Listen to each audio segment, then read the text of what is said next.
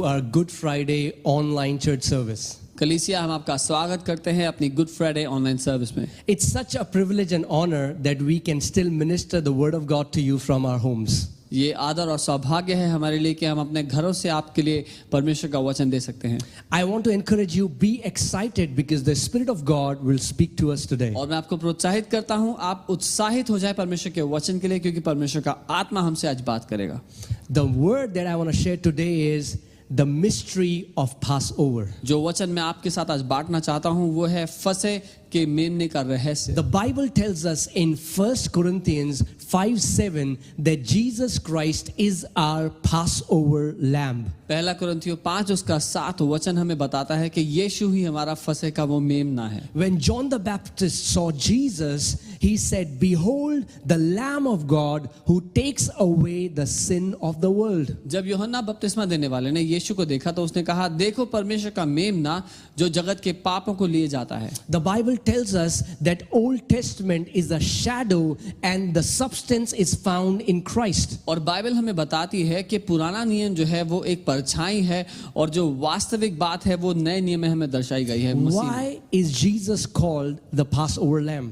यीशु को फसह का मेमना क्यों कहा गया? Why is Apostle Paul comparing Jesus to the Passover lamb in the book of Exodus? क्यों प्रेरित पौलुस निर्गमन के उस मेमने की तुलना यीशु से कर रहे हैं? Let us see from the scripture. हम वचन से इस बात को I want देखते you to open your Bibles to Exodus chapter 12. We'll read from verses 1. हैं। मैं चाहता हूं आप अपनी बाइबल निर्गमन 12वें अध्याय में पर खोल ले। हम पहली आयत से पढ़ेंगे। Now the Lord spoke to Moses and Aaron in the land of Egypt, saying, "This month shall be your beginning of months. It shall be the first month of the year to you." फिर यहोवा ने मिस्र देश में मूसा और हारून से कहा कि यह महीना तुम लोगों के लिए आरंभ का ठहरे, अर्थात वर्ष का पहला महीना यही ठहरे। This is the beginning of the new year for Jews. ये यहूदियों के लिए नए साल का आरंभ या पहला महीना है। Most modern day Jews, they celebrate their new year in the times of September around Rosh Hashanah. और आजकल जो यहूदी लोग हैं वो अपना नया साल रोश हशन्ना सितंबर के आसपास मनाते हैं। But if you see spiritually in God's calendar, their new year starts from the Passover. लेकिन अगर आप आत्मिक रूप से देखें तो परमेश्वर के मुताबिक उनका जो नया साल है वो पास ओवर यानी कि फसह से शुरू होता है। And because it's a prophetical picture, so we can say that this day is the beginning of a new season for his people. और क्योंकि ये भविष्यवाणी की तस्वीर है तो हम ये कह सकते हैं कि ये दिन परमेश्वर के लोगों के लिए एक नई शुरुआत, एक नए साल का दिन है। So no matter what is happening in the world around you, इसलिए फर्क नहीं पड़ता आसपास दुनिया में क्या चल रहा हो। this is the day our Passover was sacrificed. ये वो दिन है जब हमारे फसह का बलिदान दिया गया। And the Lord is saying, this is the beginning of the new year. और परमेश्वर ये कह रहा है कि ये नए साल की शुरुआत है। So this is the beginning of a new season for his people. परमेश्वर के लोगों के लिए ये नए समय की या नए मौसम की शुरुआत है। So if you're hearing my voice, I want you to declare, I am entering into a new season with my family. तो अगर आप मेरी आवाज को सुन रहे हैं तो मेरे साथ कहे, मैं एक नए मौसम में आज प्रवेश कर रहा हूं अपने परिवार के साथ। No matter what happened in the past will remain in the past. I am entering into new season. अब तक जो कुछ हुआ है वो सब पीछे छूट गया, मैं एक नए मौसम में प्रवेश कर रहा हूं। Now the second verse says, "Speak to all the congregation of the Israel, saying, on the 10th of this month every man shall take for himself a lamb according to the house of his father, a lamb for a household." और Israel की सारी मंडली से इस प्रकार कहो कि इसी महीने के 10वें दिन को तुम अपने अपने पितरों के घरानों के अनुसार घराने पीछे एक एक मेमना ले लो। And if the household is too small for the lamb, let him and his neighbor next to his house take it according to the number of persons, according to each man's need. You shall make your count for the lamb.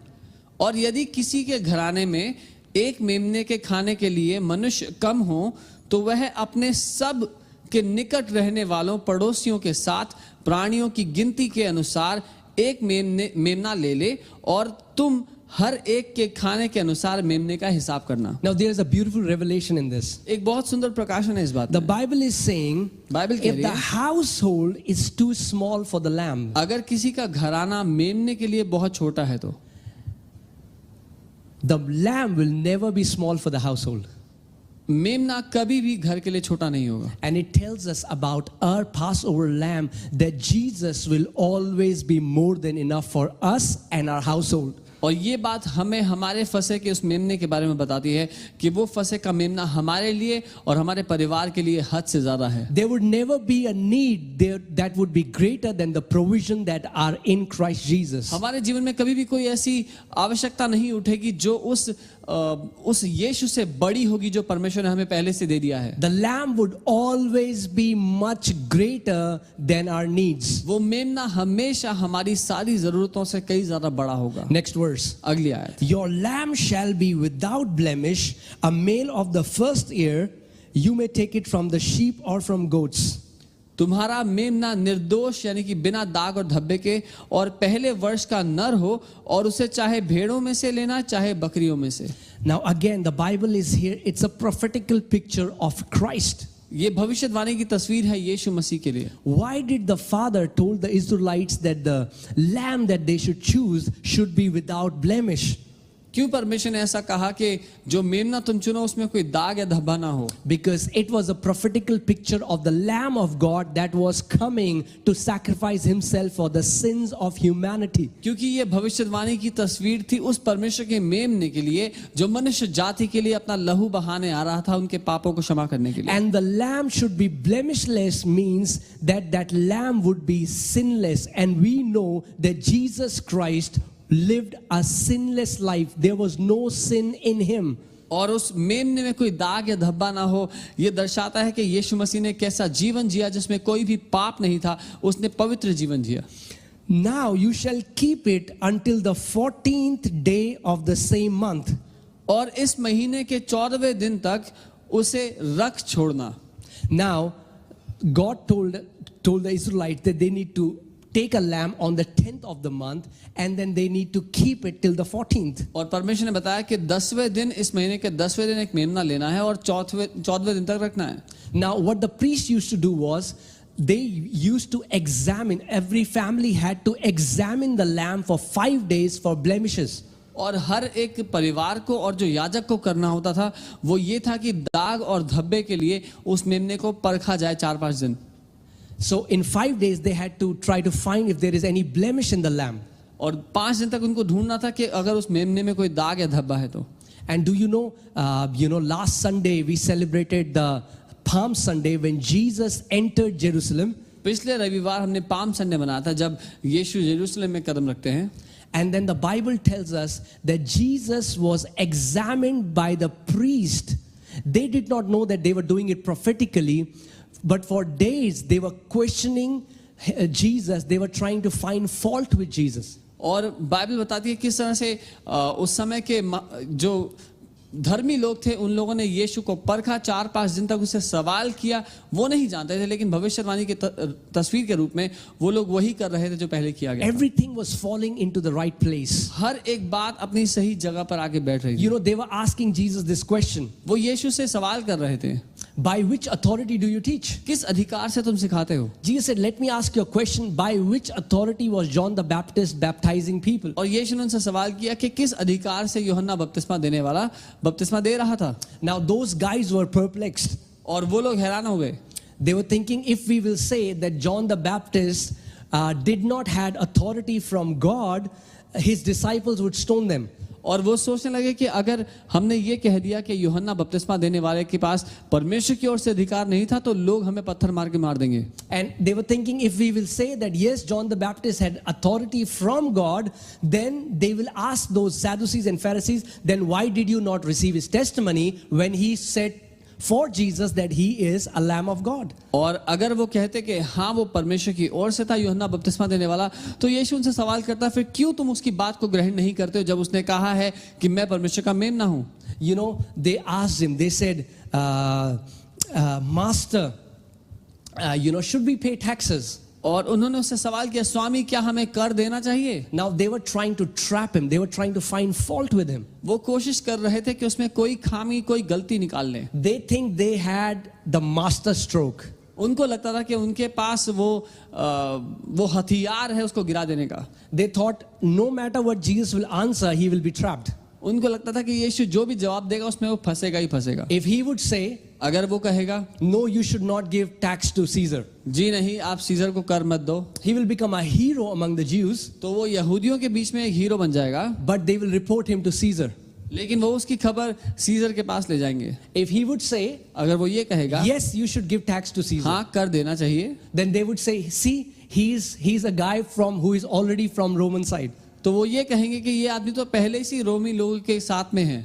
But the Bible tells us that Jesus Christ has greater wisdom than King Solomon. लेकिन Bible बताती है कि यीशु मसीह के पास राजा सुलेमान से ज़्यादा बड़ी बुद्धि उसके पास The है। Bible says that the keys of wisdom and knowledge are in Christ Jesus. Bible कहती है ज्ञान और बुद्धि की जो चाबियां हैं वो यीशु मसीह में हैं। So Jesus said, give me a coin. तो यीशु मसीह ने कहा मुझे सिक्का दो, He said, whose inscription is there on the coin? और पूछा कौन छपा हुआ है सिक्के पर? They said, it's Caesar. उन्होंने कहा scissor. He said, give to Caesar what belongs to Caesar and give to God what belongs to God. और यीशु ने कहा जो सीजर का है वो उसको दे दो, जो परमेश्वर का है वो उसको दे दो। Because there was the image of Caesar on the coin, Jesus said, give it back to Caesar. क्योंकि उस सिक्के पर सीजर की तस्वीर थी, यीशु ने कहा ये उसको दो जिसकी तस्वीर इस पर है। Now many people think that when Jesus was saying give to God what belongs to God, he was talking about tithing, but he was talking about a much deeper truth. और बहुत से लोग ये सोचते हैं कि जब यीशु ने कहा जो परमेश्वर का है वो परमेश्वर को दे दो, तो वो यानी कि दशवांश की बात कर रहा था, लेकिन यीशु उससे कई ज़्यादा गहरी बात कह रहा था। When they looked at that coin, the image of Caesar was on that coin. जब उन्होंने उस सिक्के को देखा तो सीजर की तस्वीर उस पर थी। And when I talk to you, in you and in me, we are made in the image of Almighty God. लेकिन जब मैं आपसे बात करता हूँ, आप और मैं, हम उस सर्वशक्तिमान परमेश्वर के स्वरूप उसकी तस्वीर में बनाए गए हैं। So he was saying, give yourself to God because the image of God is on you. तो वो ये कह रहा था कि अपने आप को परमेश्वर को दे दो क्योंकि तुम उसकी तस्वीर के मुताबिक हो। You know, so again we see, even when they brought that woman that was caught in the act of adultery, we see again and again they are trying to find a blemish, a fault with the Lamb of God. और हम देखते हैं कि बार बार जैसे वो स्त्री पकड़ी गई व्यभिचार में और उसको लाए यीशु के सामने, वो बार बार कोशिश कर रहे थे किस तरह से इसको फंसाएं हम। Isn't this beautiful? Even those Pharisees did not know that they were fulfilling the scripture. क्या ये खूबसूरत नहीं? वो फरीसी लोग भी नहीं जानते थे कि वो वचन को पूरा कर रहे थे, But they could find no fault. लेकिन वो उसमें कोई खामी, कोई गलती नहीं खोज पाए। They said, Master, the law says such a one should be stoned to death. उन्होंने कहा स्वामी व्यवस्था कहती है ऐसे को पत्थर मारकर मार देना चाहिए। What do you say? आप क्या कहते हो? See again, and this beautiful wisdom, this beautiful revelation came out of Jesus. और दोबारा ये खूबसूरत बुद्धि, ये प्रकाशन यीशु से निकल के आया। Jesus said, you can throw a stone at her, यीशु ने कहा उस पर पत्थर फेंक सकते हो, but let him throw a stone who has never sinned in his life. लेकिन सबसे पहला पत्थर वही फेंके जिसने आज तक कभी पाप नहीं किया हो। And then Jesus told that woman, और तब यीशु ने उस औरत से कहा, he said, I do not condemn you, go and sin no more. यीशु ने कहा मैं भी तुझ पर दोष नहीं लगाता। उस स्त्री से कहा जा और पाप मत करना। So we have come to this conclusion that everything that was happening, it was a fulfillment of what happened on the night of Passover in Exodus chapter 12. तो हम इस समझ पर आए हैं कि जो कुछ अब हो रहा था वो उस तस्वीर को पूरा करने के लिए हो रहा था जो निर्गमन 12वें अध्याय में हम देखते हैं। Then the whole assembly of the congregation of Israel shall kill it at twilight, and they shall take some of the blood and put it on the two doorposts and on the lintel of the houses where they eat it. Then they shall eat the flesh on that night, roasted in fire with unleavened bread and with bitter herbs. They shall eat it. और उस दिन गोधूली के समय Israel की सारी मंडली के लोग उसे बलि करें, तब वे उसके लहू में से कुछ लेकर जिन घरों में मेमने को खाएं उसके द्वार के दोनों ऊपर चौखट के सिरे पर लगाएं, और वे उसके मांस को उसी रात आग में भूनकर अखमीरी रोटी और कड़वे साग पात के साथ खाएं। Then the Bible is telling us that they were asked to kill that lamb and take the blood of that lamb and apply it on the doorpost and on the lintel of the houses. और उन्होंने उससे कहा कि वो उस मेमने का लहू ले और दरवाजे के दोनों तरफ और ऊपर उसको लगाएं. Why is it called Passover? इसको पास ओवर या फसह क्यों कहा जाता है? Because that night क्योंकि उस रात death passed over from the children of God, from the children of Israelites. उस रात मृत्यु परमेश्वर के लोगों को उसके बच्चों को छोड़ करके आगे बढ़ गई थी, उनसे आगे आ गई थी उनको And it छोड़. was just a shadow. और ये बात केवल एक तस्वीर के लिए थी. That was just a physical death. They had just a physical deliverance. वो केवल एक शारीरिक मृत्यु यानी कि शारीरिक मौत के लिए थी. But today, लेकिन आज the deliverance that we have received, the salvation that we have received, it's deliverance from even spiritual death. जो छुटकारा हमने पाया है, जो उद्धार हमने पाया है, वो उस आत्मिक मृत्यु से भी छुटकारा और उद्धार है. Now think about this. इसके बारे में सोचें. There were around 2 to 3 million Israelites. 20 से 30 लाख इजरायली थे शायद. And God gave them instruction. और परमेश्वर ने उन्हें निर्देश दिया. There was an angel of death killing the firstborn of everyone outside. मृत्यु का स्वर्गदूत बाहर हर कोई जो था उसका पहले जन्मे बच्चे को मार रहा था. But every house on which was covered under the blood, which has the blood on the doorpost, the angel of death did not penetrate into that house. लेकिन हर एक वो घर जिसके चौखट पर लहू लगा था मेमने का, उस घर में उस स्वर्गदूत ने प्रवेश नहीं करा. Now tell me one thing. मुझे एक बात बताओ. Why were these people rescued from death that night? क्यों वो लोग उस रात मौत से आजाद या छुड़ाए गए, बचाए गए? Was it because of their good works or their obedience? क्या उनके अच्छे काम या उनकी व्यवस्था की परिपूर्णता के द्वारा? Or because there was the blood of the lamb outside their house? या इस कारण से कि मेमने का लहू उस दरवाजे की चौखट पर लगा था. Not even one Israelite was struck by that angel of death. एक भी इजरायली को उस मौत के स्वर्गदूत ने घात नहीं करा. Are you telling me that all the 3 million Israelites were walking in perfect obedience? क्या आप मुझे ये कह रहे हैं कि 30 लाख के 30 लाख इजरायली सिद्ध रूप से परमेश्वर की हर बात मानते थे? And in today's times, I want to tell you. And so many people think, oh, it's all about me. If I am not walking in perfect obedience, then all these things that are happening in the world, all these pestilences will enter me and touch me and my family. और बहुत से लोग आज ऐसा सोचते हैं कि अरे अगर मैंने एक सही जिंदगी यानी कि सारी की सारी परमेश्वर की बातों को नहीं माना, मैं कहीं भी चूक गया, तो जो कुछ महामारी दुनिया में चल रही है वो मेरे घर को और मेरे परिवार को भी मार सकती है. No, family. You are saved because you are covered under the blood of Lord Jesus Christ of Nazareth, who is our Passover lamb. लेकिन ऐसा बिल्कुल भी सच नहीं है परिवार, क्योंकि आप उस मेमने के लहू में ढके हुए हैं जो यीशु हमारे लिए फसह का मेमना बना है. What they did was they obeyed the instruction of eating the lamb and applying the blood. इजरायलियों ने केवल इतना किया था जो निर्देश उनको दिया गया कि मेमने का लहू लगाना है और उसका मांस खाना है, उन्होंने उतना ही किया. In the same way, like we have obeyed the gospel by receiving Lord Jesus Christ, by being filled by His Spirit, and by faith that we have come under the blood of Jesus. और वैसे ही हमने उस निर्देश को जो परमेश्वर की ओर से आया कि हम उस मेमने को जाने, उसके लहू के अधीन आ जाएं, उसके उस उद्धार को हम ग्रहण कर लें, हमने वो कर लिया है. Now it's the power in the blood of Jesus that saves me, that saves my family, that saves my household. और अब यीशु के लहू का वो सामर्थ्य ही है केवल जो मुझे और मेरे परिवार और मेरे घराने को बचाता है. So I want to tell you, put your trust in your Passover, Jesus Christ, the Lamb of God. इसीलिए मैं आपसे कहना चाहता हूं, अपना भरोसा अपने फसह के उस मेमने पर डाल दें. Amen. And all those Israelites were rescued that night. और उस रात हर एक इजरायली, वो सारे इजरायली बचाए गए. Think about it. सोचें इस बारे में. While there was weeping and crying and gnashing of teeth at Egypt, there was rejoicing in the camp of the people of God. जब मिस्रियों के खेमे में रोना विलाप करना था, वहीं इजरायलियों के खेमे में आनंद मनाना और हर्षोल्लास था. Amen. So the substance is in Christ. तो हमारे लिए उसका सबूत मसीह में है. Do you know that Jesus Christ was crucified on the same day as the Passover? क्या आप जानते हैं यीशु मसीह को क्रूस पर उसी दिन चढ़ाया गया जिस दिन फसह का पर्व था? Because he was fulfilling Exodus 12. क्योंकि वो निर्गमन 12 को पूरा कर रहा था. That's why he called the disciples one night before and he told them, eat my flesh and drink my blood, as in Exodus 12 those people were commanded to eat the flesh of the lamb. और इसीलिए उसने फसह से एक रात पहले अपने चेलों को बुलाया और कहा कि मेरा मांस खाओ और मेरा लहू पियो, वैसे ही जैसे निर्गमन 12 में हम देखते हैं. Amen.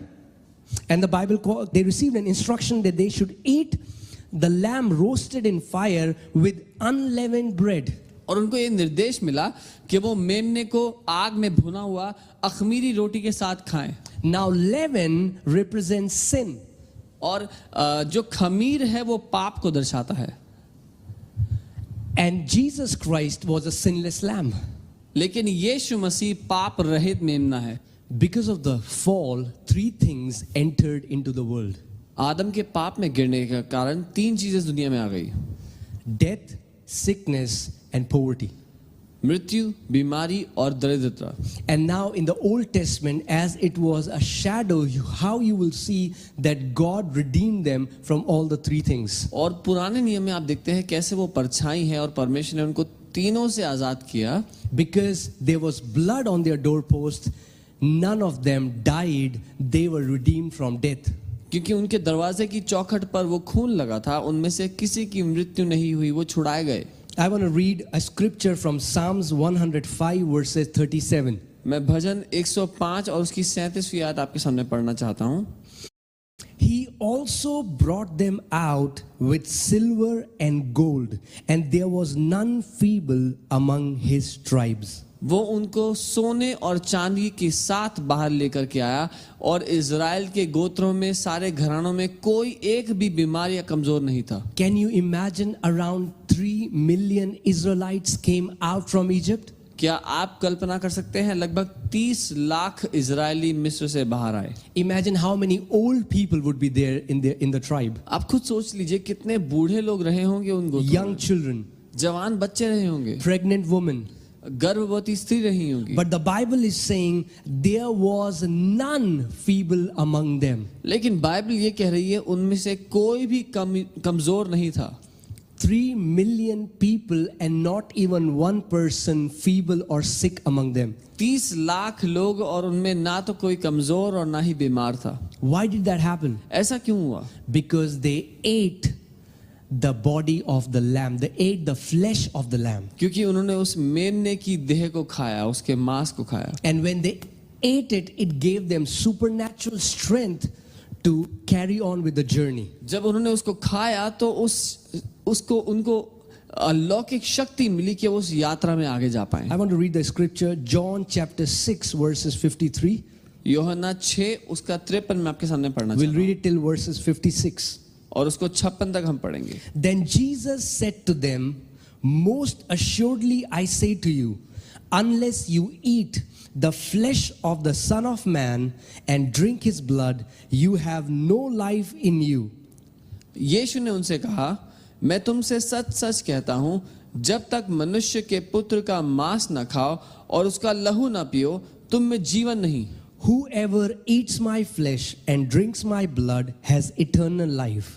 जो कोई मेरा मांस खाता और मेरा लहू पीता, अनंत जीवन उसी का है. And I will raise him up at the last day. और मैं अंतिम दिन फिर उसे जिला दूंगा. For my flesh is food indeed, and my blood is drink indeed. He who eats my flesh and drinks my blood abides in me, and I in him.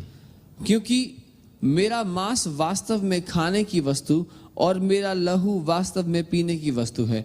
जो मेरा मांस खाता है और मेरा लहू पीता है, वह मुझ में स्थिर बना रहता है और मैं उसमें. Hallelujah. Praise God, church. प्रभु का धन्यवाद हो. Just imagine, just by eating the flesh of an ordinary lamb, there was none sick among the people of Israelites. आप कल्पना कीजिए, एक साधारण मेमने का लहू और उसका मांस खाने से कोई भी इजरायलियों में बीमार या कमजोर नहीं था.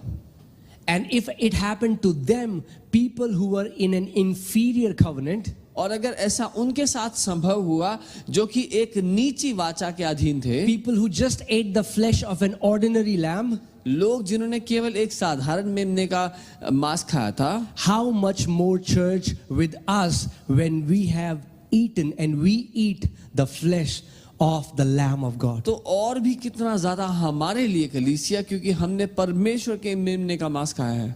Amen. Amen. And then in Psalms 105 verse 37, it also says the third part. You know, we covered how he redeemed them from death. After that, we saw how he redeemed them from sickness. And now the third part, he also brought them out with silver and gold. Hallelujah. और भजन 105:37 हम देखते हैं कैसे परमेश्वर उनको पहले शारीरिक मृत्यु से छुड़ाया, उनको बीमार होने से बचाया, और हम देखते हैं कि कैसे उनको सोने और चांदी से लदा हुआ वो बाहर लेकर के आया. When there was death outside, जब आसपास बाहर हर तरफ मृत्यु थी, the Bible says he brought them out with silver and gold. Bible कहती है कि वो उनको सोने और चांदी से लदा हुआ बाहर लेकर See, the गया. Bible doesn't say they came out with silver and देखिए gold. बाइबल ये नहीं कहती कि वो सोने और चांदी से लदे If हुए the बाहर Bible would have said they came out with silver and gold, it would have meant that it was their selfish desire to take silver and gold from Egyptians. देखिए अगर ऐसा लिखा होता कि वो बाहर आए सोने और चांदी लेकर के, तो इसका ये मतलब होता कि ये उनकी खुद की महत्वाकांक्षा थी, ये स्वार्थी महत्वाकांक्षा थी, जिसके कारण वो मिस्रियों से सोना और चांदी लाए. But the Bible is saying he brought them out with silver and gold. Hallelujah. Bible कह रही है कि परमेश्वर उनको सोने और चांदी से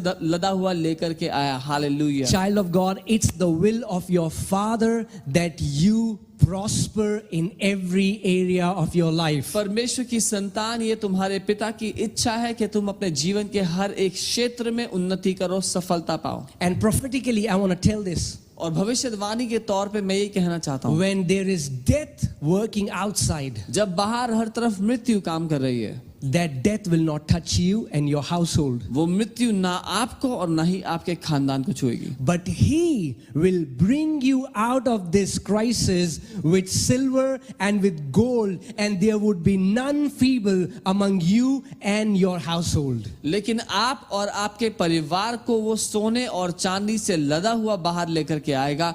आप में और आपके खानदान में ना ही कोई बीमार होगा और ना ही कोई कमजोर होगा. Hallelujah. There is threefold salvation to the threefold curses that man encountered. और प्रभु का धन्यवाद हो, क्योंकि 3 जवाब उसने उन 3 परिस्थितियों या 3 परेशानियों के दे दिए जिसका सामना मनुष्य के साथ हुआ था. By eating our Passover lamb and by coming under his blood, केवल हमारे उस फसह के मेमने का मांस खा करके उसके लहू के अधीन आकर के we have been redeemed from death. हम मृत्यु से आजाद हुए हैं. By his stripes we are healed. उसके कोड़े खाने से हम चंगे हुए हैं. And we will prosper just as our soul prospers. और हम सफल होते हैं, हम समृद्ध होते हैं जैसे हमारा प्राण समृद्ध होता है. So I want to encourage you today. इसीलिए मैं आपको आज प्रोत्साहित करता हूँ, Do not focus on what is happening outside. बाहर जो चल रहा है उस पर ध्यान ना दें. The Israelites were told to shut their doors and remain inside. इजरायलियों को बताया गया था दरवाजा बंद करो और अंदर बैठे रहो. They were not told to open the windows and see what was happening outside. उनको ये नहीं कहा गया था खिड़कियां खोलकर बाहर देखो क्या चल रहा They है. knew that they have applied the blood on the doorpost. वो आश्वस्त थे कि उन्होंने लहू को दरवाजे की चौखट पर लगाया है. They knew that they are divinely protected. उनको ये पता था कि वो अलौकिक रूप से बचाए गए हैं. In the same way, I want to tell you. वैसे ही मैं आपको बताना You don't have to open the windows of your eyes and keep looking what is happening outside in the world. अपनी आंखों की खिड़कियां खोल के आपको बाहर देखने की जरूरत नहीं है दुनिया में क्या चल रहा है. But every day, celebrate your Passover lamb with your family. लेकिन हर दिन अपने फसह के उस मेमने का आनंद ले अपने परिवार के साथ. Every day declare that I am covered under the blood of Lord Jesus Christ of Nazareth. हर दिन इस बात की घोषणा करें कि मैं यीशु मसीह नासरी के लहू के अधीन ढापा हुआ हूं. Every day declare that there would be none feeble in my family, and he is bringing us out with silver and with gold. हर दिन इस बात की घोषणा करें कि मेरे परिवार मेरे खानदान में कोई भी कमजोर कोई भी बीमार नहीं होगा, लेकिन परमेश्वर हमें सोने और चांदी से लदा हुआ इससे बाहर लेकर के आ रहा है. आमेन. So family, let's celebrate our Passover lamb together. सो परिवार हम साथ मिलके अपने फसह के मेमने का उत्सव मनाएंगे. I want to read a passage. If you can quickly go and get the elements for the Lord's Supper, get some juice, get some bread, and we are going to celebrate it together.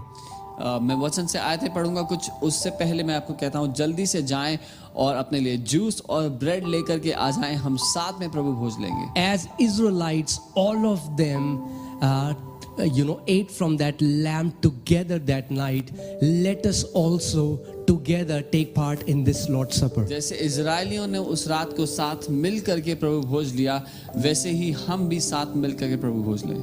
Okay. So I'm reading from 1 Corinthians chapter 11. मैं पहला कुरिन्थियों 11वें अध्याय से आपके लिए पढ़ रहा हूँ.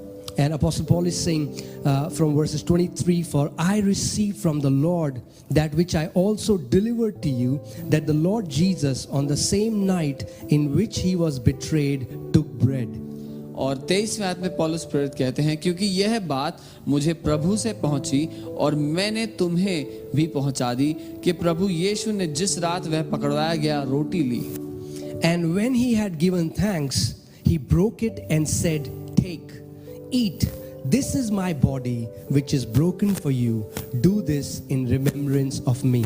और धन्यवाद करके उसने तोड़ा और कहा, यह मेरी देह है जो तुम्हारे लिए है, मेरे स्मरण के लिए यही किया करो. In the same manner, he also took the cup after supper, saying, "This cup is the new covenant in my blood.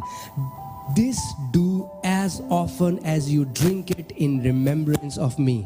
और इसी रीति से उसने कटोरा लिया और कहा, यह कटोरा मेरे लहू में नई वाचा है, जब कभी पियो तो मेरे स्मरण के लिए यही किया करो. Praise God. Jesus said, "As often as you drink it." प्रभु का धन्यवाद हो, यीशु ने कहा जितना हो सके, जितना कर सको उतना किया करो. He didn't say once in a year or once in a month. उसने साल में एक बार या महीने में एक बार नहीं But I कहा. would like to encourage you, like the Lord told the people in Israel that everybody should eat that lamb in their family, together as a family. So I want to encourage you, take Lord's Supper together with your family in these times and always. तो मैं आपको प्रोत्साहित करना चाहता हूँ, जैसा परमेश्वर ने इजरायलियों से कहा कि एक परिवार साथ मिल करके उस मेमने को खाए, वैसे ही आप जितना हो सके एक परिवार होकर के हमेशा प्रभु भोज साथ में लें. Together as a church body, we are coming together before the Lord's table and we are taking part in the Lord's communion at 9:30 p.m. every night. हम लोग कलीसिया का परिवार होने के कारण, एक परिवार होने के कारण हम रोज साथ मिलकर के 9:30 बजे प्रभु भोज लेते हैं. I get so happy because people are so excited. They are sharing pictures. They are reminding each other, "Hey, it's 9:30. Let's take communion." और मैं बहुत उत्साहित और खुश होता हूँ क्योंकि लोग इसके लिए इतने उतावले होते हैं.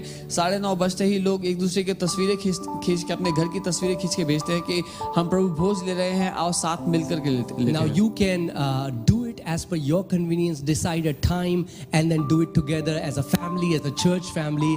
It will bring great blessings to you. और जैसा आपके लिए आसान हो, आप उस हिसाब से साथ मिलकर के एक परिवार के, एक कलीसिया के परिवार की तरह भी साथ मिलकर प्रभु भोज ले सकते हैं. For as often as you eat this bread and drink this cup, you proclaim the Lord's death till he comes. क्योंकि जितना हो सके ये मांस खाओ और ये लहू पियो और प्रभु के आने तक उसकी मृत्यु की घोषणा, उसके पुनरुत्थान की घोषणा करते रहो. Amen. Amen. We are declaring, we are proclaiming the Lord's death till he comes back. हम लोग प्रभु यीशु मारा गया इस बात की घोषणा कर रहे हैं उसके वापस आने तक. What happened when Jesus died? क्या हुआ जब यीशु की मौत हुई? The Bible says that Jesus tasted death and destroyed the power of death. Bible कहती है यीशु ने मृत्यु को चखा और मृत्यु की सामर्थ्य को हमेशा के लिए नाश कर दिया. Hallelujah, church. So that means every time when you take part in communion, you are proclaiming death, you have been defeated in Jesus' name. इसका मतलब जब कभी आप प्रभु भोज में हिस्सा लेते हैं तो आप ये घोषणा कर रहे हैं, मृत्यु तेरा नाश किया जा चुका है, तू हराई जा चुकी है. And when Jesus, as the Lamb of God, hung there on the cross और जब यीशु परमेश्वर के मेमने के रूप में उस क्रूस पर टंगा हुआ था, as a sin offering, वो पाप बलि के रूप में, and when he finished it, he said, "It is finished." जब उसने समाप्त कर दिया वो सब, उसने कहा अब खत्म हुआ. And I want you to rest yourself, put your faith in what Jesus Christ has done. He has said, "It is finished." और मैं चाहता हूं कि आप अपना भरोसा, अपना विश्वास यीशु मसीह के उस खत्म हुए काम पर जो उसने आपके लिए सिद्ध कर दिया है उस पर डाल दें, जहां वो कहता है कि सब कुछ खत्म हो गया। So family, let's celebrate our Passover together. तो परिवार हम साथ मिलकर अपना इस फसह को मनाएंगे। Jesus took bread, यीशु ने रोटी को लिया, he broke it, उसने उसको तोड़ा and he said, "This is my body broken for you." और कहा ये मेरी देह है जो तुम्हारे लिए So तोड़ी। I want to tell you that the body of Jesus was broken for you, child of God. इसीलिए मैं आपसे कहता हूं कि यीशु की देह आपके लिए तोड़ी गई, परमेश्वर की संतान। If you're hearing my voice, if you're suffering any kind of sickness in your body, अगर आप मेरी आवाज को सुन रहे हैं और किसी भी तरह की बीमारी से आप जूझ रहे हैं, I want you to close your eyes as you take this piece of bread in your hand. मैं चाहता हूं अपनी आंखों को आप बंद करें जैसे आप इस रोटी को पकड़ते हैं। See your sickness, see your diseases that were laid upon Jesus. उन सारी बीमारियों को जो आपके विरोध में आई हैं, आप देखें वो सारी बीमारियां यीशु के ऊपर डाल दी गई हैं। So as you partake of this bread, तो जब आप इस रोटी को खाते हैं, you are becoming one with the resurrection power that raised Lord Jesus Christ from the dead. वो पुनरुत्थान या मौत को हरा देने वाला सामर्थ्य जिसने यीशु को जिंदा कर दिया, उसमें आप एक होते हैं, उसकी घोषणा करते हैं। You are declaring, "I am the flesh of his flesh and I am the bone of his bone." आप ये घोषणा करते हैं कि मैं उसकी हड्डी में से हड्डी और उसके मांस में से मांस हूं। And Jesus gave them the cup and said, "This is the new covenant in my blood." और यीशु ने उनको वो प्याला दिया और कहा, ये वो प्याला है मेरे लहू का नई वाचा में। So every time you drink, तो जब कभी आप इस प्याले को पीते हैं, remember that you are in a new covenant now. तो ये याद रखें कि आप अब एक नई वाचा में आ चुके हैं। A new and better covenant which has better promises. एक नई और उत्तम वाचा जिसमें उत्तम वायदे हैं। Wow, think about it. वाह, सोच के Every देखिए। time when you take communion, you are declaring, "I am in a new covenant." जब कभी आप प्रभु भोज लेते हैं, आप ये याद करें, इस बात की घोषणा करें कि मैं एक नई वाचा में हूँ। Amen. आमीन। So I pray, Father, let this piece of bread be consecrated as the body of Jesus. इसलिए पिता मैं ये प्रार्थना करता हूँ कि ये रोटी का टुकड़ा यीशु की देह के रूप में हमारे लिए अलग किया जाए, Let this juice be consecrated as the blood in the new covenant. और ये जूस यीशु के लहू जो नई वाचा में बहाया गया उसके लिए उसके रूप में अलग किया जाए। As we partake this, we are proclaiming the Lord's death. जब हम इसमें हिस्सा लेते हैं तो हम प्रभु की मौत की घोषणा करते We हैं। are proclaiming that through death, Jesus Christ defeated death. हम ये घोषणा करते हैं कि मृत्यु के द्वारा प्रभु यीशु ने मृत्यु को हरा दिया, नाश कर दिया। And everyone who will put his faith on Jesus, और हर कोई जो अपना विश्वास यीशु पे रखे, he will never die. वो कभी मृत्यु को नहीं चखेगा। And even if he dies, और अगर वो मर भी गया, then also the Lord will raise him on the last day. तब भी प्रभु उसको आखिरी दिन उठा खड़ा करेगा। So family, let's take it together. परिवार इसको हम साथ में लें।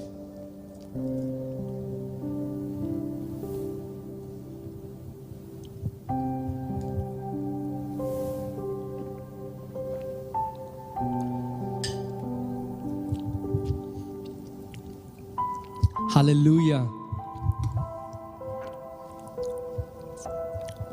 Hallelujah. So I want to encourage you, do this every day with your family. मैं आपको प्रोत्साहित करता हूँ हर दिन अपने परिवार के साथ ऐसा करें। If you're sick in your body, I want you to receive your healing right now. अगर आप अपने शरीर में बीमार हैं तो इस समय अपनी चंगाई ग्रहण कर लें। Again, I would say before closing that you are redeemed from death, you are redeemed from sickness, and you are redeemed from poverty. और समाप्त करने से पहले मैं दोबारा दोहराऊंगा कि आप मृत्यु से आजाद किए गए हैं, आप बीमारी से आजाद किए गए हैं और आप गरीबी से, दरिद्रता से आजाद किए गए हैं। Jesus Christ is our great Passover lamb. यीशु मसीह हमारा वो महान फसह का मेमना है। Behold the Lamb of God who took away the sin of the world. परमेश्वर का वो मेमना जो दुनिया के पापों को ले गया, उसकी ओर देखें। God bless you, church. प्रभु आपको आशीष देकर I लीजिए। pray that in these times of trials, you will come out with an amazing testimony. मैं ये प्रार्थना करता हूँ कि ऐसे कठिन समयों में आप एक बड़ी गवाही के साथ बाहर आए। God bless you प्रभु आपको आशीष and they live in victory. और जय में जिए। Amen. आमीन।